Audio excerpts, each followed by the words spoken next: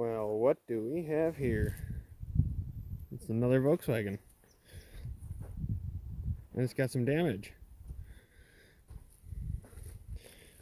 But look what it does have. I mean, the best of the body is in great condition. You come back here, there's Jetta. Woo!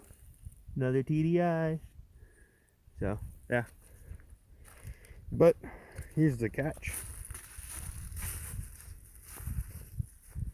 We're not fixing this one. We can't. We're fixing that one behind me. With that one. So, yeah. I picked this car up for a motor for the CC. If it'll work, I'm not 100% sure. I'm fairly confident it'll work, but yeah, the red Jetta here has got a junk title, so she can't be fixed, even though it'd be easy to fix it.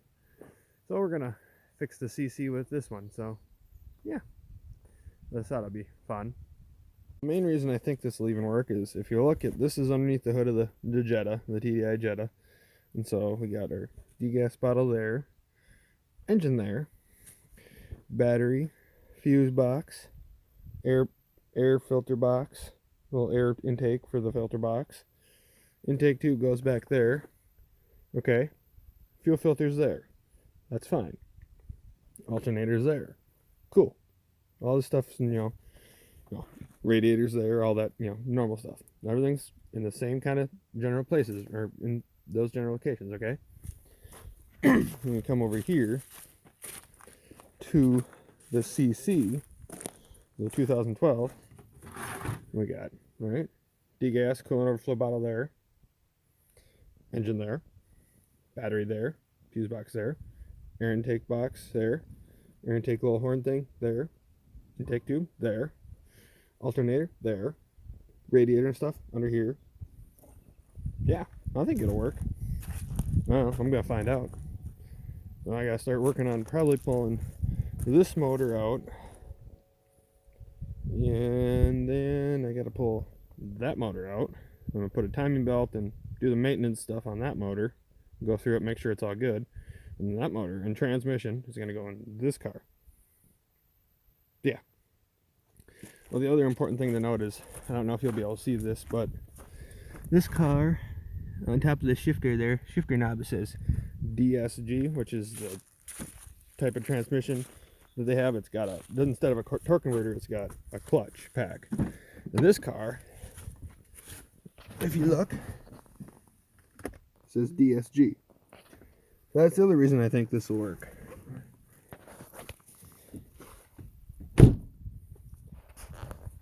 So yeah, wish me luck. Alright, so we're up in front of the shop now, working on the parts car. I'm gonna try to keep it running for now, because I'm not 100% ready to pull the motor, but I'm gonna try to get some of this stuff out. The AC has got a broken line down there, so that's all done. The coolant, I'm sure, is most of the way empty. I'm gonna probably empty the rest of that out, but the radiator's broken on the bottom, so I think it's empty. But just get some of these headlights and the front bumper and stuff off so we can make it a little easier to get to. So yeah, so basically, to get to this point, you need a whole bunch of there's a whole bunch of T25 screws. So you got one there and one there on the grill, and this applies to Jetta and I think Passat. Not much more than that. The CC has got like 4 of them, so that's different. But then on the bumper cover itself, there's 2 there, and then 4, I think, in each wheel well. But this side was kind of already disassembled. But headlights, there's 3 T25s. There's one there on the top here, and then one down here. So you have to take the bumper cover off to get the headlights out. But yeah, that's kind of where I'm at now. I'm just gonna keep taking these off, taking things out. Both headlights. Probably pull this grill support out. Surprisingly, the grill was not broken, so that's good. I mean, I can't use it for my car, the CC, but I can sell it, I guess. So yeah, I'm gonna keep picking our way at it. Just like that, we're getting a little further into it. So there's the little crash bar. Surprisingly, the only thing wrong with it is it's got a crack in it, which is really not an issue. It doesn't even look like it goes all the way through. So, but oh wait, nope, it goes all the way through, but that's fine. So yeah, now I got, this is mostly loose. Realistically, all it's holding it on is these two little screws on both sides, and whatever hoses. Like we got the one intercooler hose right there, a couple of radiator hoses on this side, electrical connector for the fan, the boost tube up on the top here. Gotta unplug that. Yeah, and then I gotta undo these AC lines, which are broken. So the nice thing is about that is everything's leaked out, so I don't have to worry about discharging the system. Because yeah, the one, I don't know if you can see, let's see here, right there, right above my pinky, you can see into the port. Not, yeah, that's broken. So I'm gonna get that all done and disconnect any more wires I got to deal with and get this front nose ripped off. Alright, so there we go. Got the big plastic conglomerate off the front, and then the radiator intercooler assembly with the fans. So yeah, the AC lines, like this one's not broken, but this one, yeah, that's yeah. AC definitely did not work. There's a little rubber, this is a mount for something in the front, but so yeah, intercooler pipe. I did forget, we got these two little crash sensors. There's one on each side. I ended up just unscrewing them because I couldn't get them unplugged, because once there's a little tension on them, they're pretty much impossible. But yeah, don't forget those. And then also, what else did I, oh, there's 3 screws that hold your hood latch assembly in, and yeah, I forgot those until it was like, oh, that's holding it up. Yeah, so there's what the engine looks like without a front clip on. Yeah, gotta take and keep, I don't know where I'm gonna go now. It is nice, it looks like the motor can come a lot straighter forward, so I don't know, maybe I will end up taking the front nose off. See if I can get that AC condenser to wrap around the side of the car on the front of the CC, because that might make that a little easier to deal with. So we'll see, I guess. I think I might, if I can do it, try to loop the cooling lines on this so I can put some water in it. That way, you know, I can play with it a little bit and make sure it does actually run. I know it definitely acts like the turbo is probably blown in it, but it's either that or the cam is worn out and I got to replace the cam, which either one's not the end of the world. So all right, everyone, so we're in the shop now here. We're gonna see if we can get this motor yanked out quick. Yeah, so it's kind of where I left off. I pulled the intercooler back off. Right now I got oil draining. I'm gonna pull intake, battery, motor, disconnect the axle shafts. Basically all the same stuff I did on the CC. Everything's pretty much in the same spot. We got a few different hoses over here, but other than that, it's pretty much the same. So I'm gonna drain oil, and then I gotta drain the water that I put in out of it and get her yanked out.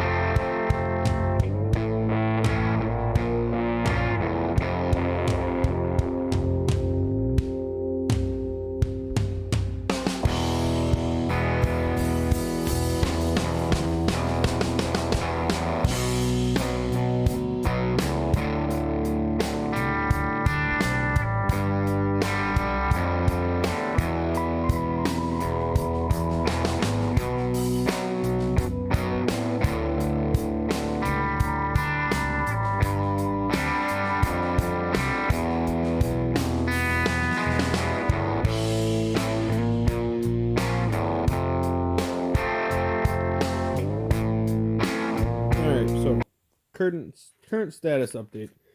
My other cameras died, and we're actually getting pretty close to having this thing up. So as of right now, the things that I know for sure that we have left are motor mount,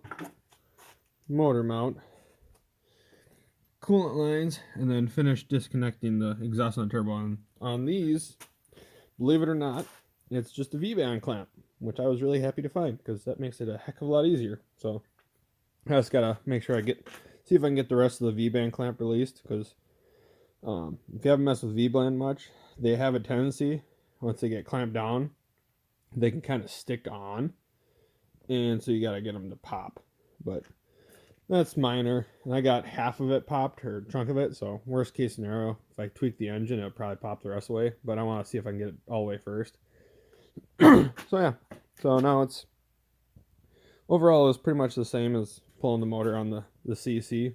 Obviously in a Jetta, things are a little bit tighter spatially this way, so there's a little bit less room back here, but there's a little sheet metal panel here that is just got two 10mm, a bolt and a nut, that comes out, and that gives you a little more room. So I discovered that pretty much after I did all the tight stuff, but yeah, learning on the go. So yeah, I'm just gonna keep plugging away. If I come across something that I think might be interesting, I'll pick up the camera again.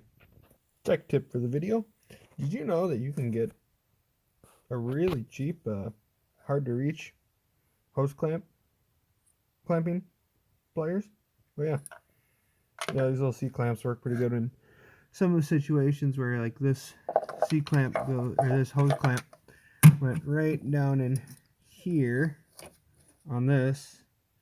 Couldn't get the hose clamp pliers I had in there, and so yeah, that works. When in most cases where you can't get a pliers, and you can usually get a little vice grip in like that, or not vice grip, but a C clamp in, and clamp the hose clamps. Yeah, and then you don't have to sit there and fight with the pliers either. So that's just my little tip for anybody fighting with these stupid things. Well, there we go. The TDI is out of the Jetta.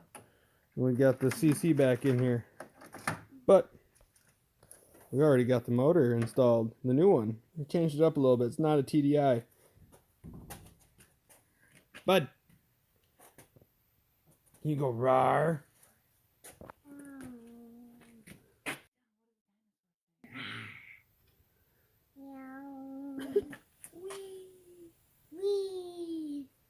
What you doing? You working on the car? Oh, you spinning the fan. You steering the.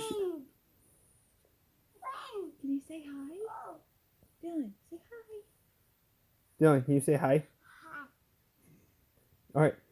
Can you say bye bye? Bye bye. You wave bye bye. Wave.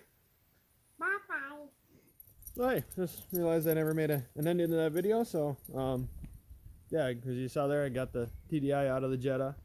I gotta take and pressure wash it off really well because it's really oily. I think the valve cover's been leaking for a very long time.